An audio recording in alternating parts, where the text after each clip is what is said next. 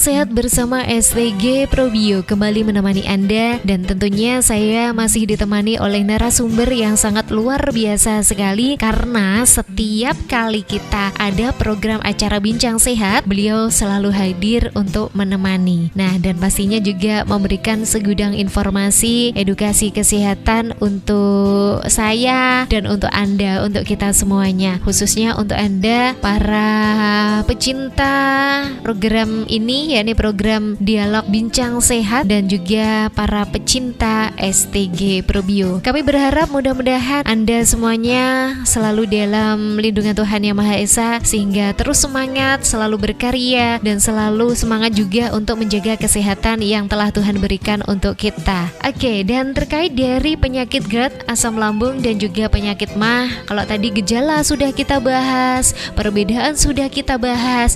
Nah, sebenarnya seberapa besar ya komplikasi yang terjadi tentang atau terkait dari asam lambung, penyakit GERD, dan juga penyakit MAH ini, Mas Ali? Ya, ini tentu harus saya sampaikan terkait bahayanya gangguan pencernaan, baik itu GERD, asam lambung, MAH, ataupun tukak lambung ya. Apabila penderita tersebut tidak segera ditangani secara baik, tentu bisa mengakibatkan gangguan-gangguan fungsi organ lainnya. Bisa juga yang bermasalah di empedu. Contoh saja yang saya sampaikan bahwa penderita asam lambung yang memiliki kadar kolesterol tinggi, ini bisa terjadi batu empedu, karena batu empedu sendiri merupakan peradangan pada kantong empedu akibat sumbatan empedu berasal dari pengkristalan kolesterol. Nah, batu yang mengkristal di dalam kantong empedu ini tentu sangat berbahaya bagi unsur pencernaan kita. Nah, sebabnya apa? Kok bisa ada batu di situ, ada kolesterol? Karena organ pencernaan kita tidak bisa mencerna apa yang kita makan secara optimal, sehingga menimbulkan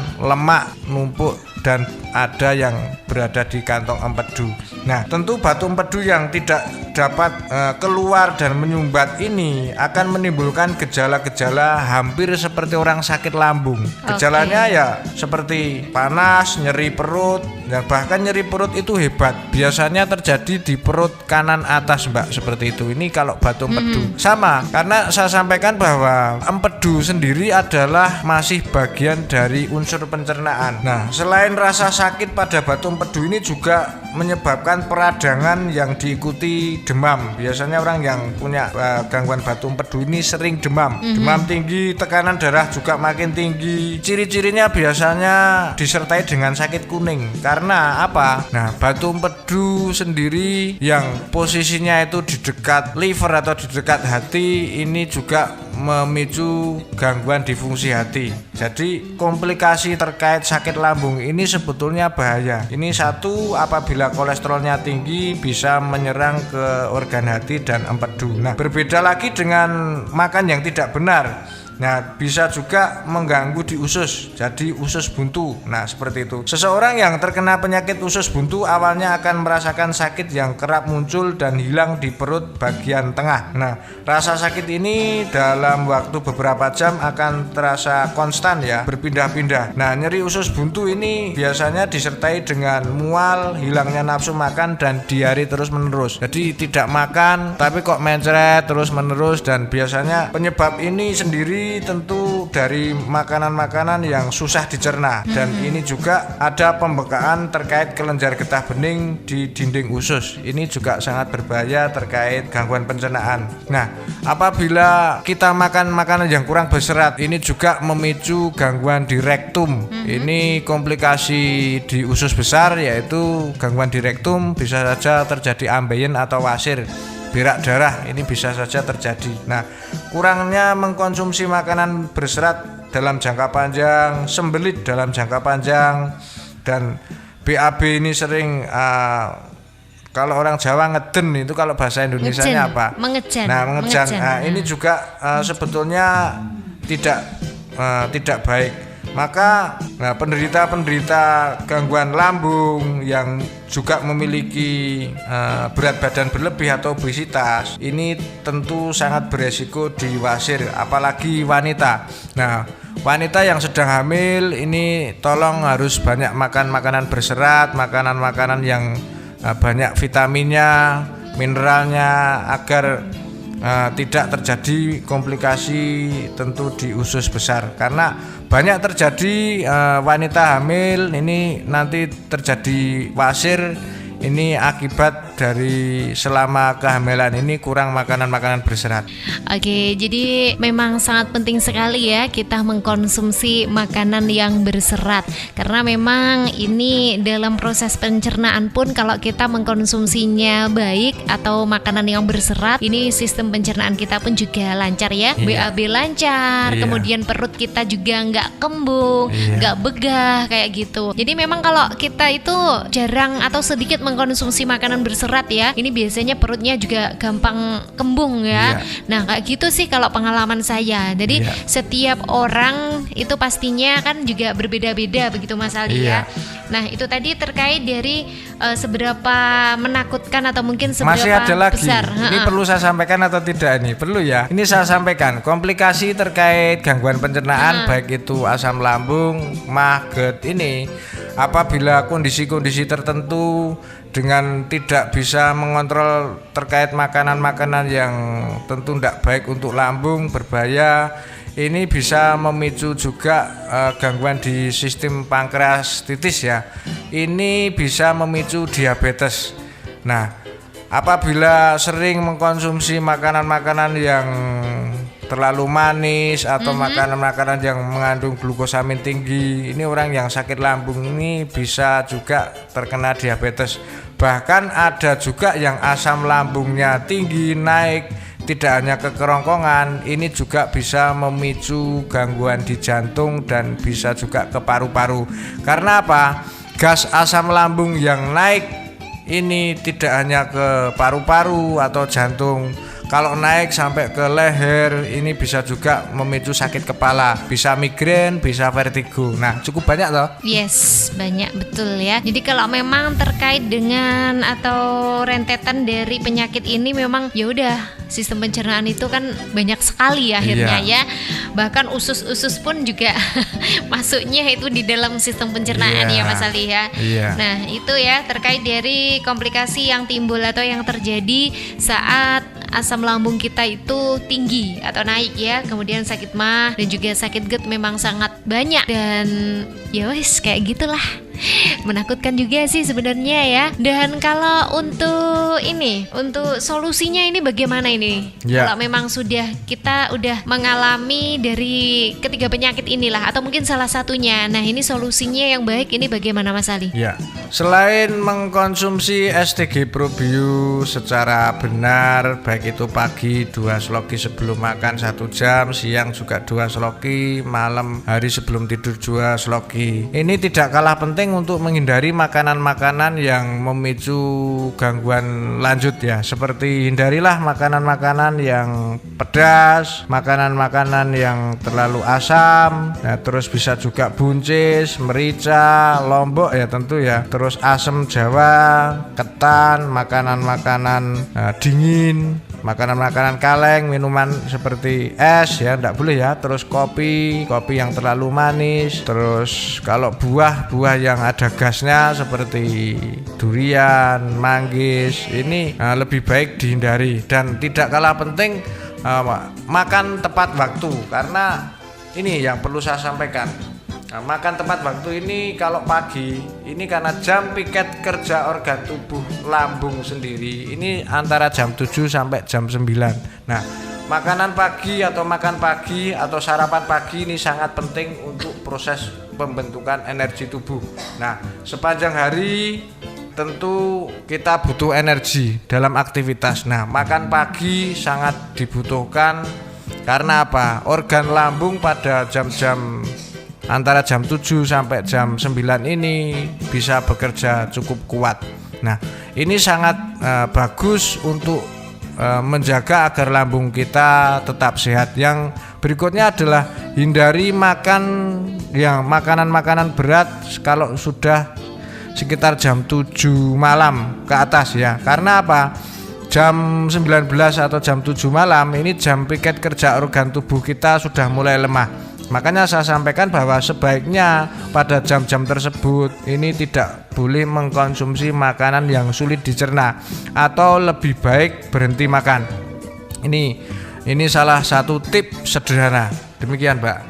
Oke, kalau misalkan salah satu lagi ya, itu tadi salah satu. Nah, ini berarti salah dua ya. Iya. Nah, kalau saya pernah membaca sebuah artikel ya, kalau penyakit lambung atau penyakit MAH ini juga bisa dibantu disembuhkan dengan jeruk nipis. Ini apa benar jeruk lemon atau jeruk nipis ini apa memang ada benarnya ini Mas Ali Mustafa? Nah, jeruk nipis saya kira bukan ya. Kalau jeruk lemon ini karena gini, saya sampaikan bahwa untuk mengatur pH asam lambung yang tentu selalu stabil, ini bagi penderita asam lambung yang masih belum kronis ya, masih istilahnya gejala-gejala, ini sangat bagus juga terapi menggunakan jeruk lemon.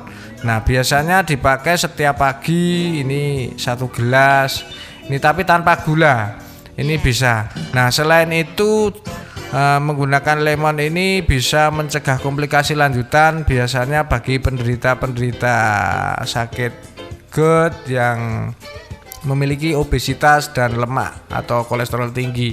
Ini untuk mencegah komplikasi terkait batu empedu biasanya seperti itu, Pak.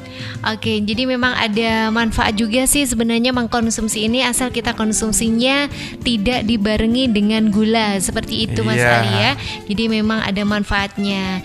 Nah, makanya kita tetap disarankan untuk menghindari makanan yang bergas atau mungkin minuman yang juga mengandung alkohol atau mungkin bersoda seperti itu, karena memang itu juga bisa memicu bertambahnya atau meningkatkan asam lambung kita. Nah, seperti itu ya untuk sahabat sehat Indonesia. Buat Anda semuanya yang masih setia bersama kita, mudah-mudahan informasi kita kali ini memang banyak manfaatnya untuk kita semuanya, khususnya untuk penyakit yang satu ini ya, tentang pencernaan. Ini terkadang kita memang sering mengabaikan. Nah, tidak ada salahnya kita selalu atau sering cek kesehatan kita secara berkala ke dokter atau mungkin ke puskesmas dan rumah sakit terdekat dari rumah kita, agar apapun penyakit yang terjadi pada diri kita ini bisa segera terdeteksi sedini mungkin sehingga tidak menimbulkan yang namanya komplikasi lanjutan. Seperti itu ya untuk teman-teman dan sahabat sehat Indonesia. Jangan kemana-mana, kita akan kembali lagi di Bincang Sehat kita bersama STG Probio nanti ya. Dan STG Probio sekali lagi ini sudah bersertifikat halal dari MUI, juga sudah memiliki badan POM ya, sehingga aman dikonsumsi untuk kita dan juga keluarga kita. STG Probio, we love, we care, we share. Sahabat sehat Indonesia, Anda tengah mendengarkan Bincang Sehat spesial hari ini yang dipersembahkan oleh STG Herbal Probio Indonesia. Bincang Sehat STG Probio. Nah, kali ini adalah segmen atau session yang terakhir di 1 jam bersama STG Probio ya. Nah, jadi hari ini spesial karena memang yang kita bahas juga sangat spesial sekali. Hampir menyerang tidak hanya kepada orang-orang dewasa saja ya. Terkait dari penyakit MAH, GERD dan juga penyakit asam lambung, yang mana tadi sudah dijelaskan oleh narasumber kita, ada Mas Ali Mustafa, pakar pengobatan herbal Indonesia, terkait dari perbedaan GERD, MAH, kemudian juga lambung seperti apa. Dan ternyata kita memang disarankan untuk tidak mengkonsumsi makanan yang kaya akan gas. Kita lebih bagus dan disarankan untuk mengkonsumsi makanan yang tinggi serat. Banyak mengkonsumsi air putih, ini juga salah satu cara agar kita terhindar dari penyakit lambung, MAH dan juga penyakit GERD. Nah, di season yang terakhir ini Mas Ali Ali Mustafa, ini saya masih punya beberapa pertanyaan ini ya. Iya, boleh. Nah, kalau tadi udah untuk gejala sudah, solusi juga sudah.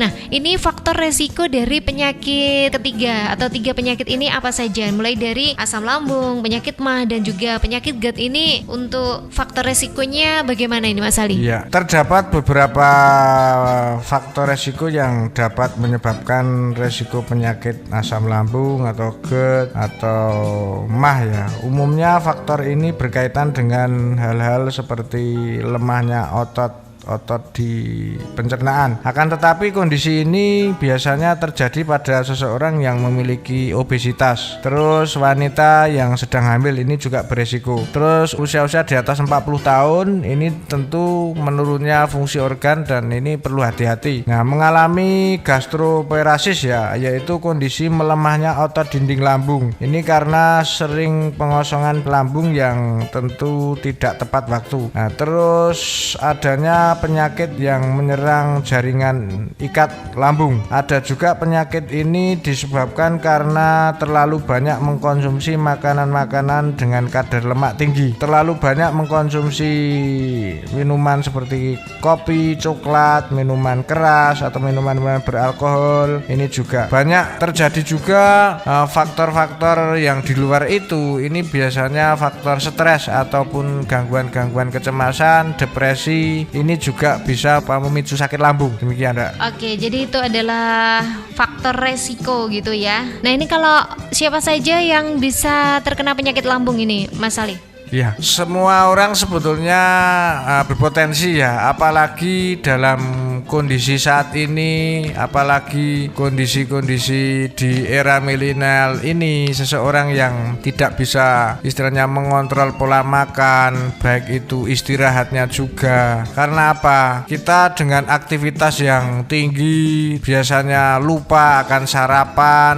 Saya tidak melarang untuk makan di mana saja, di warung atau di apa, tetapi apa yang kita makan itu tentu yang lebih mudah dicerna dan memang dibutuhkan tubuh. Jadi apabila dalam aktivitas kita sehari-hari ini tidak bisa mengontrol terkait pola makan, siapa saja bisa kena. Bahkan yang rentan ini selain anak-anak di usia di bawah 5 tahun, ini usia-usia remaja yang pola hidupnya tidak benar, sering bergadang malam hari, hidangannya itu kopi, gorengan. Nah, itu juga bisa memicu pencernaan bermasalah.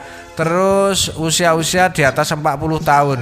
Nah, yang memiliki faktor genetik terkait diabetes ini juga bisa, Mbak.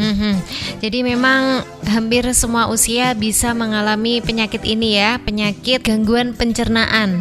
Nah, penyakit MAH, GERD dan juga asam lambung ini memang bisa menyerang siapa saja tanpa pandang usia, tanpa juga memandang jenis kelamin ya. Jadi laki-laki, perempuan, semuanya bisa mengalami penyakit ini. Nah, dari keunggulan STG Probio sendiri untuk penyakit gangguan pencernaan, mulai dari penyakit MAH, penyakit GERD dan juga penyakit asam lambung ini bagaimana untuk versinya Mas Ali Mustafa? Iya, nah di sini peran STG Probio sangat baik bagi penderita gangguan pencernaan ya, atau MAH, GERD dan sebagainya. Nah, STG Probio yang tentu di situ ada probiotik alami, yang fungsinya probiotik sendiri adalah membantu memperbaiki unsur pencernaan. Karena apa? Terutama di unsur usus halus misalnya. Ini ada bakteri Lactobacillus, yang mana bakteri Lactobacillus itu berfungsi untuk membantu mengoptimalkan penyerapan dan pencernaan makanan-makanan yang kita makan. Nah, STG Probio mampu memperbaiki sel-sel organ pencernaan yang rusak. Juga STG Probio bisa meredakan terkait panas dalam karena rasanya juga enak. Nah, di situ ada madu, terus ada air kelapa ya. Nah, STG Probio juga memperbaiki sistem enzimatik di organ pencernaan. Nah, karena enzim-enzim yang bermasalah akibat gangguan asam lambung atau gangguan karena luka lambung ini akan bisa diperbaiki dengan mengkonsumsi STG Probio ini secara tepat, dosis tepat. juga tepat waktu, ini juga sangat diperhatikan. Terus STG Probio menjaga kondisi agar lambung dalam keadaan optimal. Nah, saya sampaikan sekali lagi, unsur pencernaan itu dari mulut, kerongkongan, lambung, usus halus, usus besar, rektum, dan anus. Nah, semua ini apabila kita menjaganya dengan rajin, bahkan sebelum sakit ini, atau untuk sekedar mencegah saja, kita minum setiap pagi 2 sloki, malam sebelum tidur 2 sloki. Ini sangat bagus untuk menjaga agar kita tidak sakit lambung. Apalagi yang sudah menderita sakit pencernaan, ini mengkonsumsi dengan dosis yang ditambah tentunya akan sangat bagus untuk memperbaiki agar tidak terjadi komplikasi lanjutan, Pak. Oke, karena dari STG Probio sendiri juga sudah dilengkapi dengan probiotik ya. Iya. Jadi ini juga lebih bagus lagi untuk daya tahan tubuh kita atau imunitas kita agar kita tidak mudah sakit seperti itu, Mas Ali ya. Iya, ada yang lebih optimal lagi apabila penderita-penderita gangguan sakit pencernaan itu juga sudah paham terkait menghindari. Nah, selama pengobatan hindarilah makanan-makanan yang bersifat pedas, terlalu asam, buncis, es atau air dingin, soda, kopi, teh celup, ketan, dan tahu. Ini saya sarankan dihindari. Karena saya sampaikan tahu, kenapa? Tahu ini ada cukanya. Cuka itu rasanya asam. Nah, bagi penderita gangguan-gangguan pencernaan, baik itu GERD, asam lambung, MAH, ini lebih baik dihindari. Dan ini sangat bagus apabila terapi dengan STG Probio, dengan kita tertib makanan-makanannya juga makanan-makanan yang baik untuk lambung, hindari makanan-makanan yang berbahaya, ini sangat efektif untuk penyembuhan, Mbak. Oke, jadi memang hari ini perbincangan kita itu sangat menarik sekali ya. Dan apabila mungkin Anda semuanya, untuk sahabat sehat Indonesia yang masih memiliki keluhan yang berbeda dengan yang kita informasikan hari ini, atau tidak sama, atau ada yang nyeleneh, atau yang loh aku kok nggak begini ya, oh aku selain itu kok gini ya. Nah, nanti Anda bisa langsung berkonsultasi atau Anda bisa menghubungi call center kami di 082 132 245 479 ya. Dan ada beberapa pesan dari Mas Ali Mustafa untuk teman-teman dan untuk sahabat sehat Indonesia sebelum acara ini saya tutup, Mas Ali. Iya, jangan anggap remeh terkait sakit MAH atau asam lambung atau GERD. Keduanya memang sering dianggap mirip, padahal semuanya itu berbeda. Akan tetapi apabila tidak diatasi tentu akan berakibat fatal, dan saya sarankan untuk segera disembuhkan. Herbal sebagai ramuan yang